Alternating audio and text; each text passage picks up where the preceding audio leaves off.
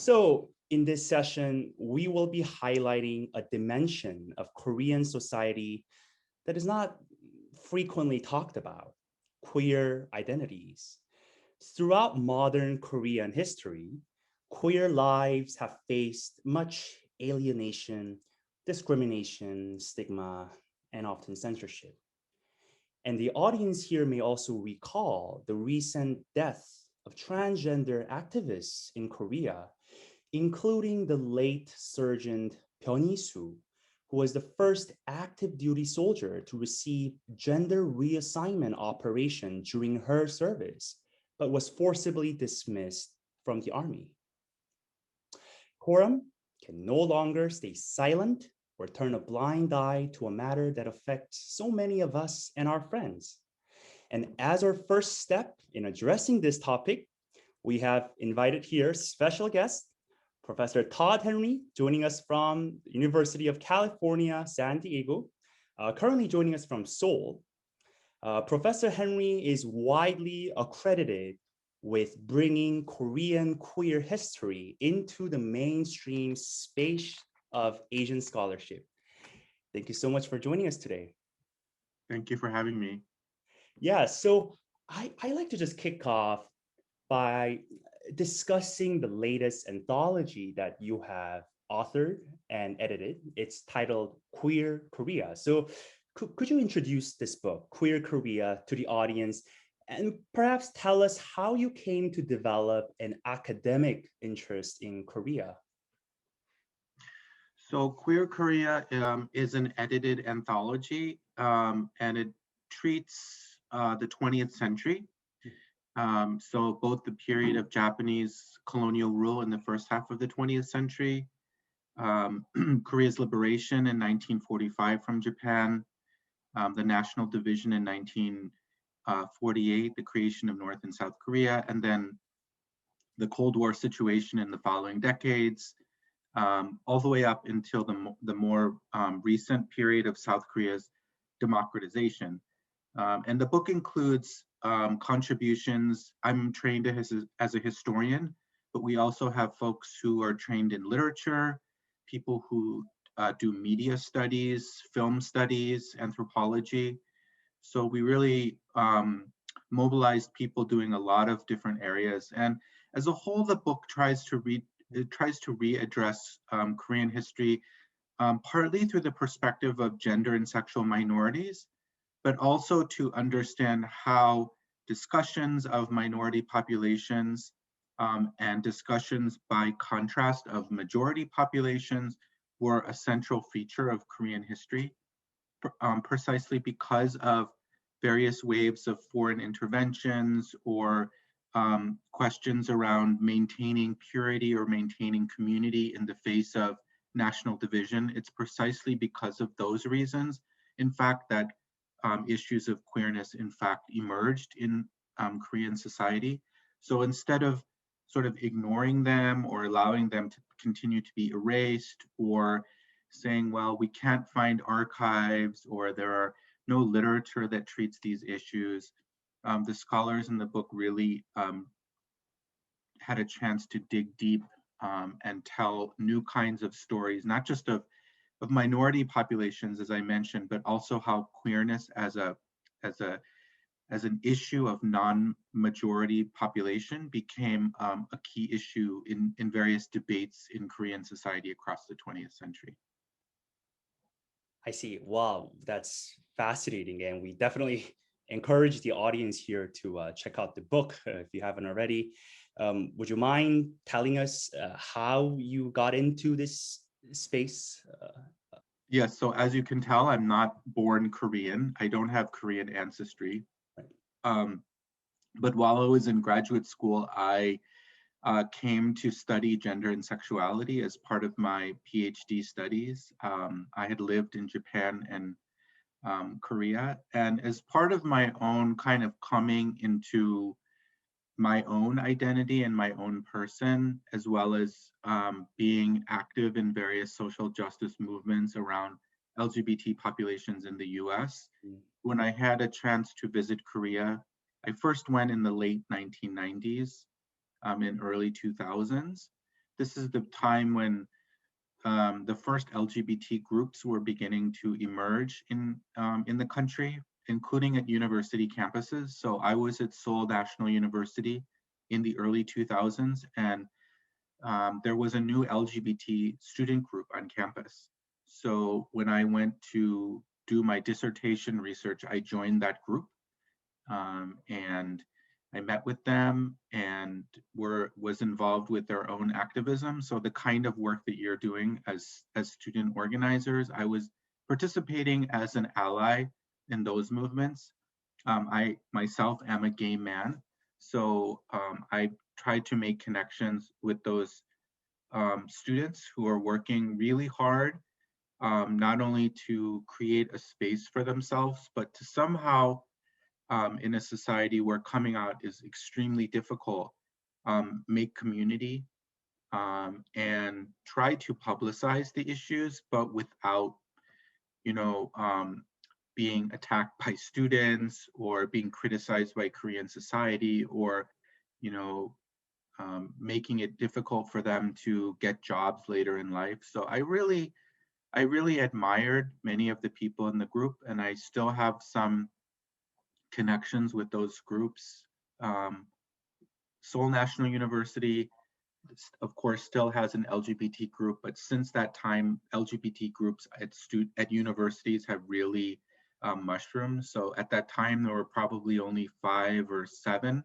Now there are like 150 or 200 groups all across South Korean universities. So it's really exciting to see how those groups have developed. And so that's how I got my own start, was being involved in those groups. And what I realized is they were not just the student activists, but the activists elsewhere in other organizations were so consumed by doing things in the present, making sure that their lives were supported and that they could survive, and trying to create a better future. So as someone who was studying history, and as someone who had a lot of privilege, because I was a graduate student and I didn't make a lot of money, but I was being supported through my graduate studies. So what I thought I could do by way of helping is to try to understand a bit of the history of the predecessors who, during, let's say, the 60s and 70s, couldn't come out, couldn't create organizations, but still also led their lives in their own way. So trying to use history to provide insights for us in the present and for my friends in the group. That was how I got started. Wow, that was truly empowering. Thank you so much for being involved in both the grassroots groups as well as bringing your specialty and research expertise to do more justice to the issue. Thank you so much for that. Now, I just want to bring back the discussion to your book. I read the introduction to Queer Korea, and where you mentioned that studies of Korean queerness should not be bound only to these Western-centric logics of human rights or visibility politics. So I found this idea quite interesting. Would you mind telling us more about that? Yeah, so as I mentioned earlier, since the 90s, of course, in South Korea at least, North Korea is very difficult to treat. That's one of the things that's perhaps an oversight in the book. It's very difficult to study North Korea. But in terms of South Korea, there are human rights organizations, and LGBT is, a category of discussion and debate. I think 성소수자, sexual minority, is the preferred term in Korea, but that is also a category of human rights.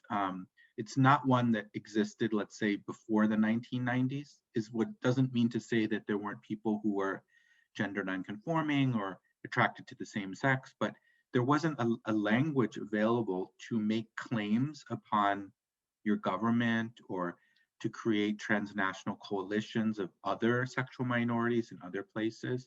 So those movements have done a lot of work and are very important. But as I mentioned earlier, when I joined the student group, what I noticed, for example, I'll just give you an anecdote. We had a room that we met in the student union. And I think we were the one of the only few rooms in the student union that didn't have a sign on the door. So, and that was because people wanted to be able to come in and out of there without much, people questioning them. And we had a lot of difficulties. For example, at that time, Harisu, the transgender celebrity, was quite famous in Korea for, telling her story, and she appeared in a lot of places. So we wanted to invite her to campus.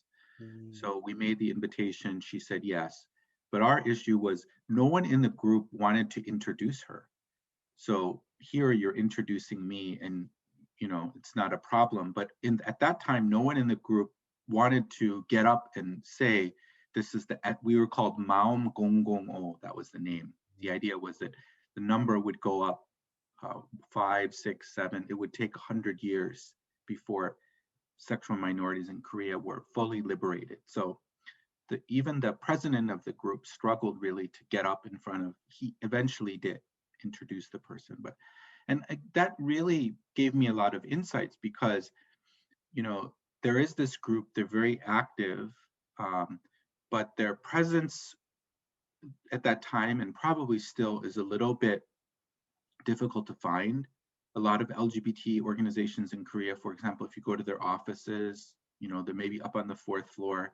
On the 1st floor, where all the businesses and other offices have signs, there's no sign for this group. So it's kind of like you find it offline, you find it online, and then you just go there. But the organizations can't fully exist in public sight because they fear being attacked. So yeah, visibility politics, that was an important part of activism in a place like the US or Europe. You had to come out, you had to be public, out and proud, that kind of model. You had to wear your identity on your shirt or your jacket.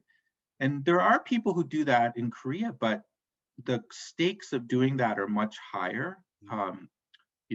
Social disapproval from your peers, being alienated from your family or disowned by your family. I know plenty of people who that's happened to. Again, not being able to get a job. So the goal, it was in the book, was to try to describe the lives of Korean LGBT people, but not only highlight the ones who are in activist organizations or who have identified with the movement, but nonetheless have a very active life. And they might these days, especially using smartphones and other kinds of mediated technologies, have really vibrant communities and communications and many places to meet. In Seoul alone, there are over 100 gay bars. I think there's tend to be small, but I don't even think, Manhattan in New York City has 100 gay bars. So when people say about Korea, well, Korea is so conservative and it's very closed, and they haven't made LGBT rights gains, and there's no same-sex marriage. I mean, part of that's true, but the other part is that LGBT people have a vibrant life, and they do meet each other and they find ways to connect. Of course, everybody's a little bit different, so.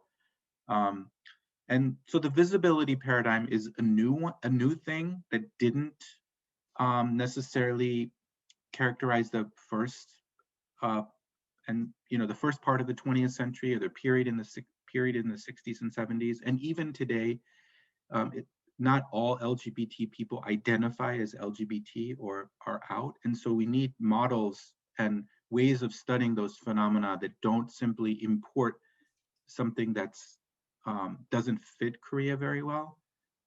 And so in the introduction, I try to suggest other kinds of models. And I would just say, in the US too, this is not a universal phenomena. I mean, not everybody in the US experiences LGBT life in the same way. There might be a hegemonic way of coming out, but as you know, if you're grew up with certain kind of religious traditions or ethnic racial background, or depending on your immigration status in the US, being visible might lead to your deportation. So all of these things make it very different kinds of experiences.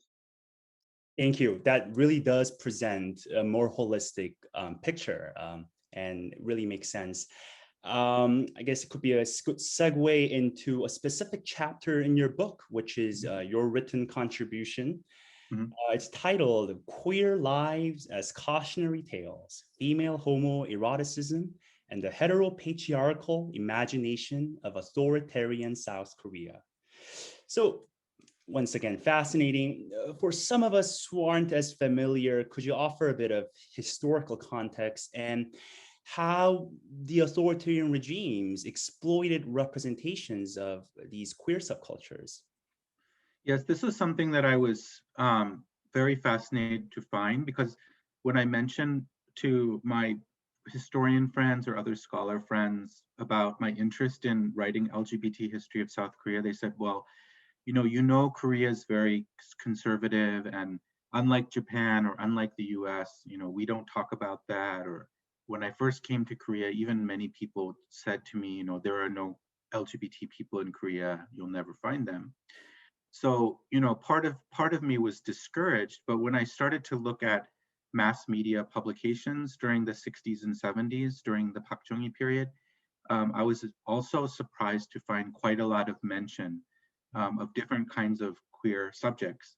So these are not publications written by queer people themselves. They're written by mainstream newspaper companies about queer people. And the genre of the weekly, it's kind of like Time magazine. Mm. It talks about entertainment, about stars, but also includes a number of articles about kind of scandalous things. For men at the time, it was one of the few media publications or media products that you could find sort of um, scantily clad women. So there is almost kind of like a semi-pornographic aspect to it. It's primarily geared towards men, and they were very popular in the 60s and 70s, something you could just kind of pick up on the street, or you could look and read in a barber shop. So the thing that I focused in on for my article was those articles that focused on women who, for various reasons, could be um, their sexual identity, but also could be because of economic reasons or other kind of causes, decided to partner with other women.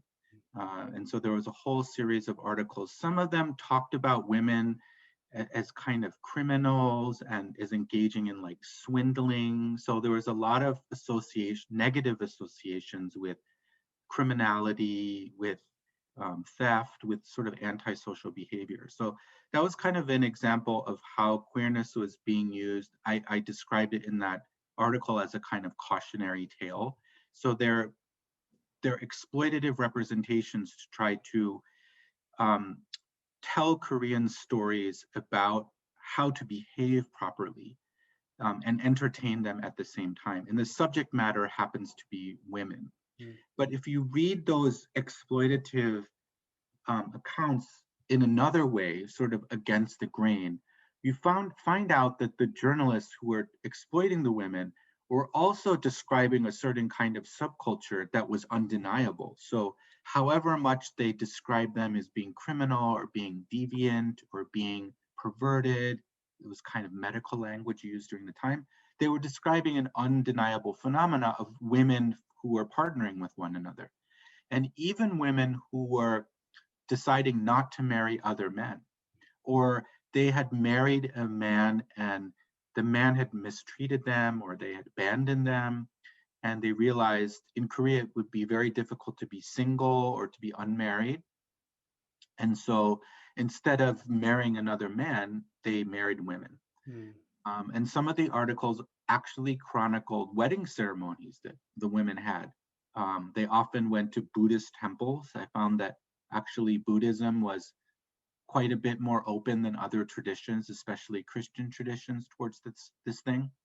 And if you look at the pictures, which are also a really important source of information, you notice that oftentimes there's a lot of people gathered for their ceremony. So it wasn't just that they went to the Buddhist temple by themselves and sort of secretly got married, but sometimes they even convinced their family members and their friends came to their wedding. So it made me think that it doesn't mean that women were free to marry. It doesn't mean that there was no stigma against women getting married. It doesn't mean that they could have legal protections. None of that was the case. But it made me think there's some kind of place in Korean society where women could partner with one another, or they could cohabit with one another, or they could sign some kind of agreement to be with one another. Sometimes I found pictures and stories about women who adopted children. So this was the period when family planning was put into place. It's also the period when Korean families often, because of poverty, had to give up children or were encouraged to give up children. It's the period when many Korean babies were put up for adoption and went to the United States. There were also some domestic traditions of adoption. So I found that these women couples sometimes had relationships with children and raised children. So in the article, I tried to kind of not just say that the accounts were exploitative and they were used to kind of train Koreans to think of these kinds of women as being abnormal or strange, but also kind of use them as a subcultural text to capture some kind of traditions that I think are forgotten, because when same-sex marriage came to Korea as part of human rights protections and LGBT rights and activism, now there's some kind of movement for same-sex marriage. There's no understanding that in Korea during the 60s and 70s, there was this other kind of forum of women trying to use whatever practices or bonds that existed to stabilize and dignify their relationships. And I think marriage was the way they did that. They used an institution that we might consider to be, towards women, marriage means, serving a husband or means giving up a career. So for these women, they turned an institution of power to their advantage and used it as a way of dignifying and stabilizing their relationship. So I tried to track in that piece that kind of unknown history. I see. That's really fascinating. And the fact that you drew so many insights from a primary source that I suppose is often neglected by other historians is really, really interesting. So I guess I also wanted to ask you about male homosexuality and kinship structures, something that Professor John Cho also discusses in the following chapter. So as you mentioned in the book, post-war Korea has been distinctively patrilineal, emphasizing the need to preserve the family unity or the national identity. So that got me to wonder, how is this pressure to assimilate affected the everyday lives of male-born people who were not sexually normative? Right. So John Cho is an anthropologist. So, and his interest has been in gay men. So if my main research practice is archival research, his main focus is oral histories and interviews. So he met a number of gay men over the years. He's about my age and did his master's degree in Korea. So he's been working with research subjects for many years. And what he did was to try to track how the patrilineal system, how mandatory military service, how essentially mandatory marriage and reproduction, how that interfered or how it affected the lives of men who were attracted to other men. So what he found in that book, and which you still see in younger generations, is that older gay men were married, but they tended to have relationships outside of marriage. So unlike women, they could not get married. So they did get married, and then they found places in which to meet one another. So I've actually also started to work a little bit in this area. I'm working with an artist friend right now to make a documentary. And the documentary is about the history of movie theaters, because movie theaters, before the emergence of gay bars, was one of the few places where gay men could meet one another. So John also talks about how this earlier generation of gay men, they often found out somehow, sometimes through those weekly publications that I mentioned that were telling really negative stories of men who are cruising at theaters, but for gay men, they use that as a kind of guide for where to go. So how would you know where to go, what theater to go to find other gay men? They use the weekly. So one of the most famous theaters was called Pagoda Theater, and that's right next to Pagoda Park, the center of, that's actually where the March 1st Declaration was read out in 1919, opposing Japanese colonialism. So it's a very nationalistic site, but it's also the site of this really close to this gay cruising theater. So the weeklies would say P Theater for Pagoda. They often tried to kind of hide the theater because they didn't want to, maybe for censorship or, so there's actually two theaters in Chongno that start with P. One is Pagoda and one is Piccadilly. Piccadilly. I think Piccadilly is still there. Pagoda's gone. So I also, when I was interviewing gay men for the documentary, I said, how did you find out about these gay cruising theaters? Oh, through the weekly, it said P Theater. First, I went to Piccadilly. There was nothing happening there, all families, they're all watching the movies. But then when you went to Pagoda Theater, it was really strange because there were a lot of men standing in the back of the theater. No one was watching the movie. And then if you look closely, that was how they met one another in the dark. So that is really important that, you know, not out in public space, not out in daylight, but in this kind of very dark and unknown place, they met one another for these kind of encounters. And we know, of course, that men who are heterosexual in marriage also engaged in extramarital affairs. So for a gay man to be married and have children, but also have some kind of other kind of sexual relationships outside of the relationship, and sometimes often have long-term boyfriends. So in that older generation, John found that, you know, some of them would be married and have partners over the long time who are men. Sometimes their wife knew about them, sometimes they didn't, sometimes it would result in the end of the relationship. Sometimes the woman would be okay with it and didn't care so much. So those are some really important stories that he tells through anthropology, and I'm trying to tell through this documentary where we interviewed gay men who used to use those movie theaters. And then we've interviewed actually the manager of the building who worked there for almost 40 years. And he told us a lot of really interesting stories about how certain theaters became almost kind of owned by gay men.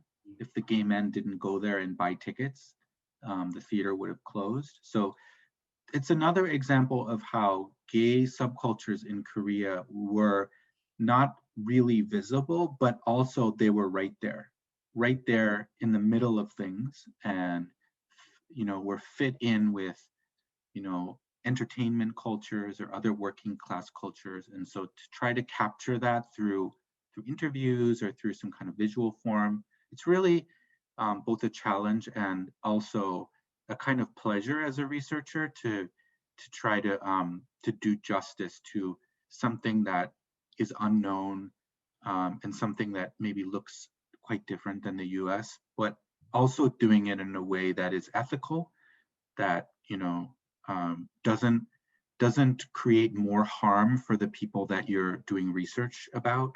So in our documentary, we had to be very careful about, you know, we couldn't take footage of them, like film them, but we took audio footage of their interviews, and then we're kind of modifying the sound of their voices slightly so it protects their anonymity.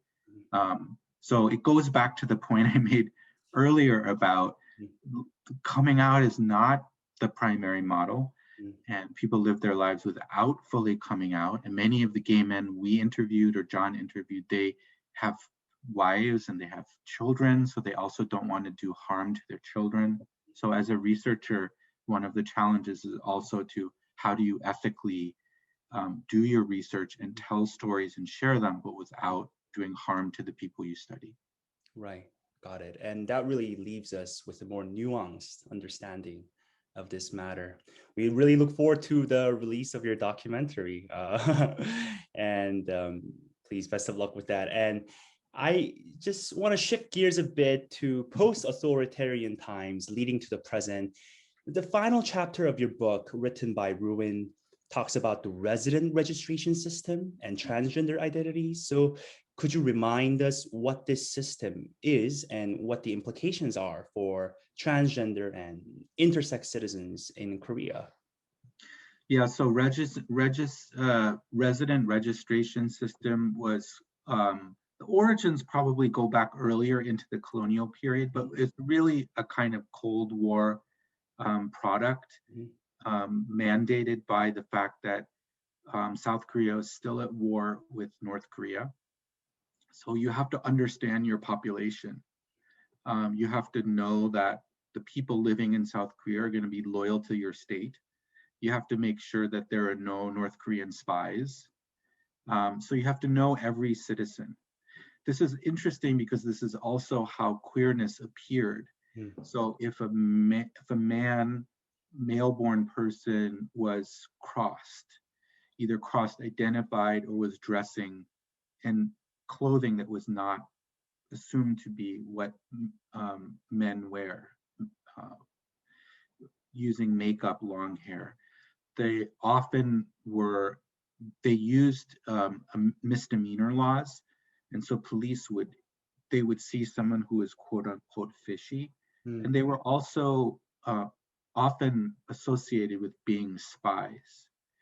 So it's also really interesting why queerness is really important, because queerness allows us to see South Korea's ongoing relationship with North Korea as an enemy. So you have like the transgender person as a kind of enemy of the state or as a potential spy. So the resident registration system was established in order to make sure that everybody had their proper place.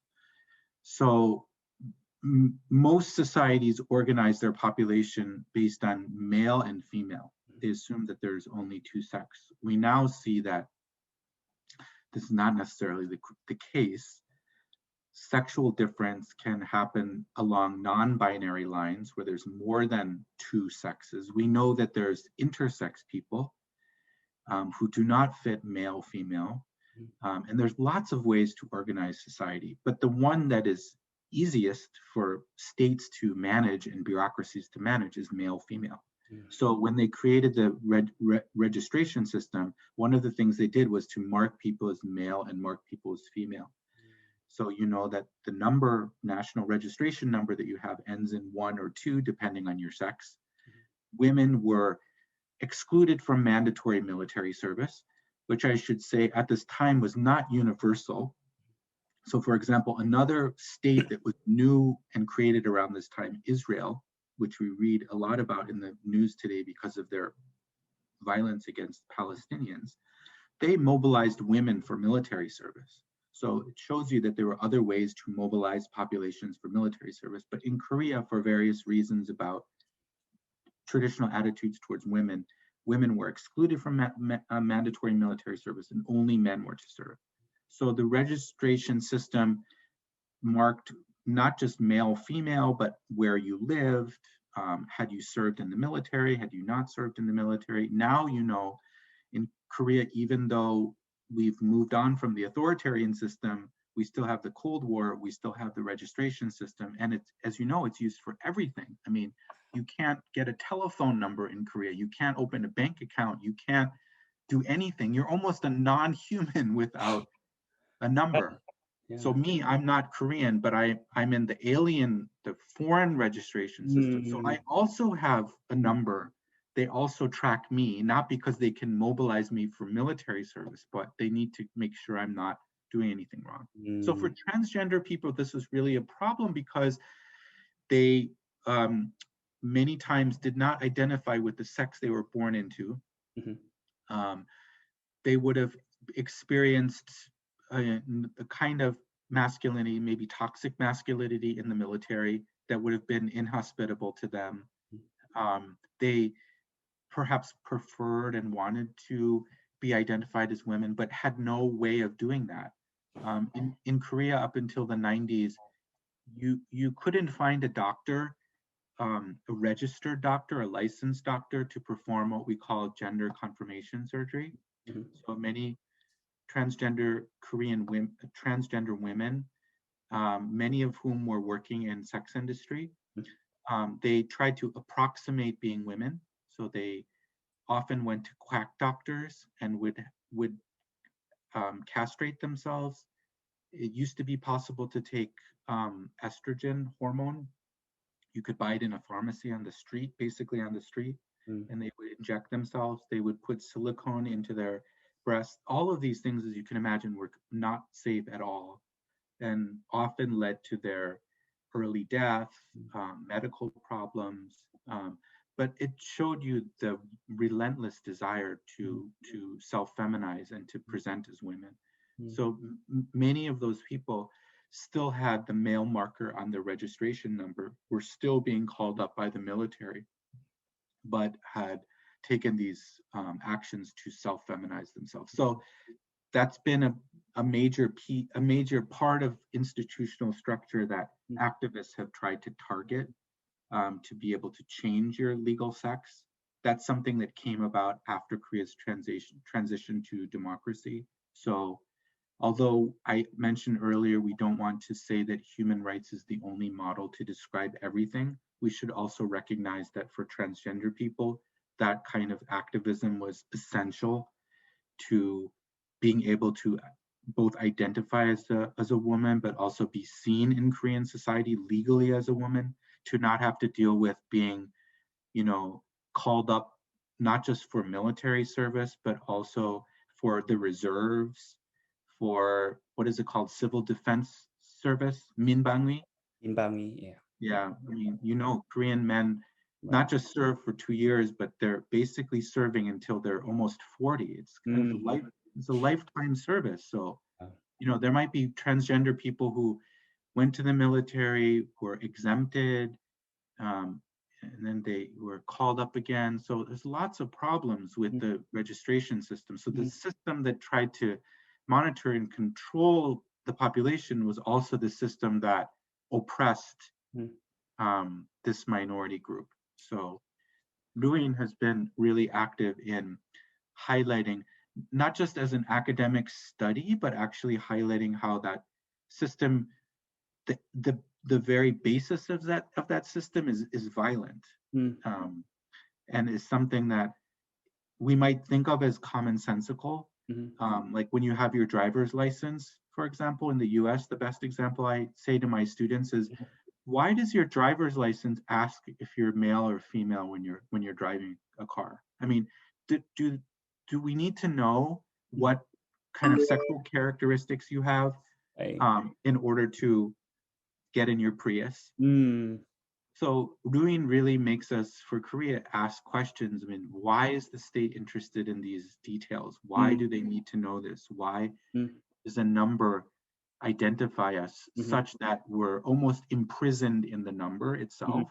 And if we have some relationship to the number that it doesn't seem to fit us, there's no way to get out of the number. So activism was really important in showing the Korean legal system, showing Korean society that they needed to create other paths and other opportunities for people who felt that way. Right. Really sounds like institutional change is sorely needed in the country. At this stage, I'm just going to take some questions from the audience. We had some questions submitted prior to this event. I'll do my best to sort of merge similar questions. So basically, a lot of the questions wanted to get your take on the future of the LGBT plus movement in Korea.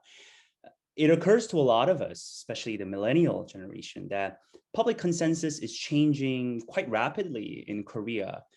Just to use one recent poll from the government in 2020, 74% of Koreans agree with extending equal treatment and protection to LGBT plus citizens. And the percentage of Koreans approving of same-sex marriage has almost doubled in 13 years. But Korea, as you mentioned, has still not legalized same-sex marriage as Taiwan did, let alone the anti-discrimination bill. So, we're wondering what you make of this, and where is Korea heading in terms of institutionalizing our LGBT plus rights? I think we need more of you all in the ranks of being politicians, Mm, being scholars, mm, being lawyers, being participating in Korean society at the level where decisions are made. So I agree. I think much has changed even since I first came to Korea in the late 1990s. Much has changed. But in terms of who holds who holds power, it's still an older generation that is probably not reflective in that statistic. If you look at most politicians, they tend to be older, tend to be more conservative. Most are men.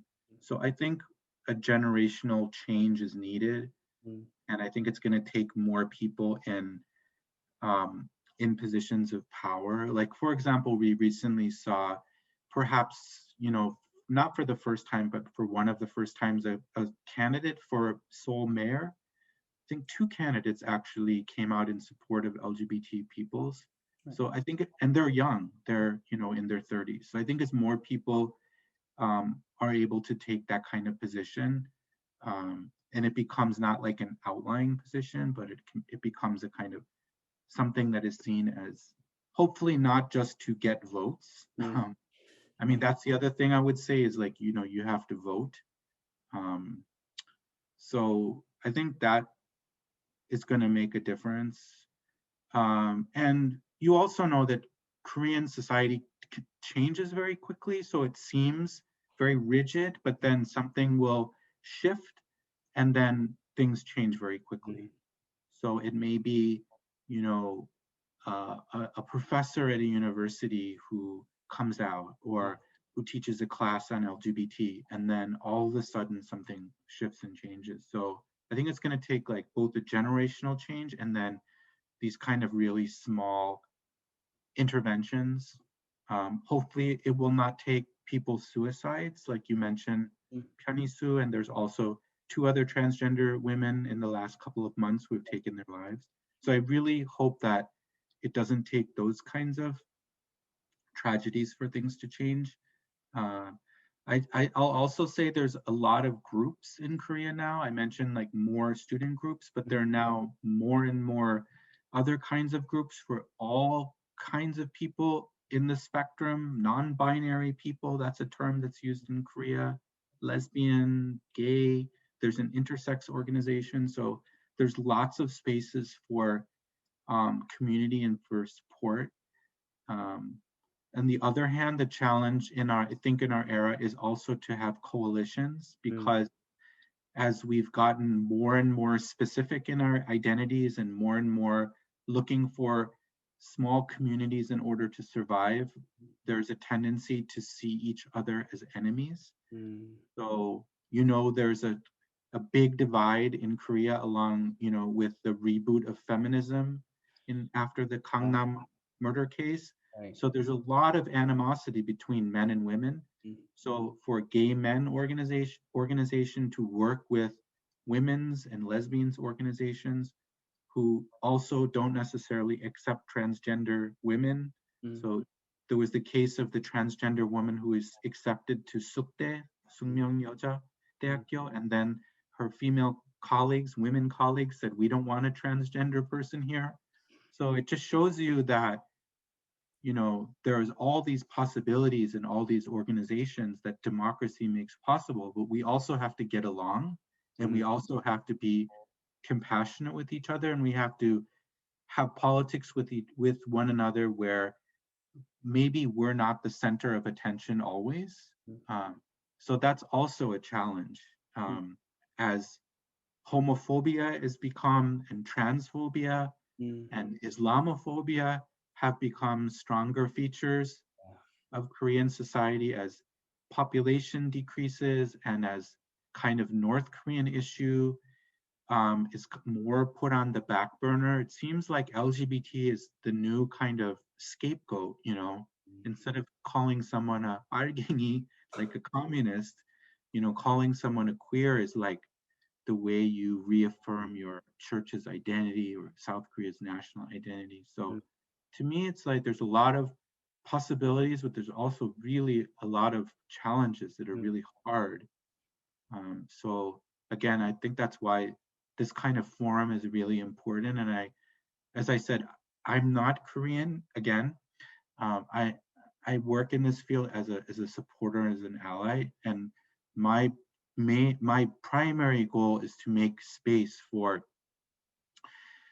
Koreans and LGBT people and young people to really take up the space and use it to make change. So if you all have ideas about how to do that, I'll be really happy to hear about them, to have more dialogues with you, to do something together. If you have an idea I can help you with, any of you, just let me know and I'd be happy to help you.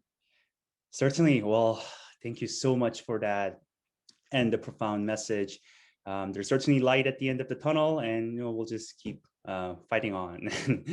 Yes. Well, I think that should conclude our session. My sincerest thanks, Professor Henry, once again, for taking time out of your busy schedule to speak to us today.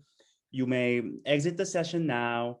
For our attendees, we will now have a brief break before we transition to the next panel, Culture, Arts, and Media, featuring Julia Kim from the award-winning film Minari.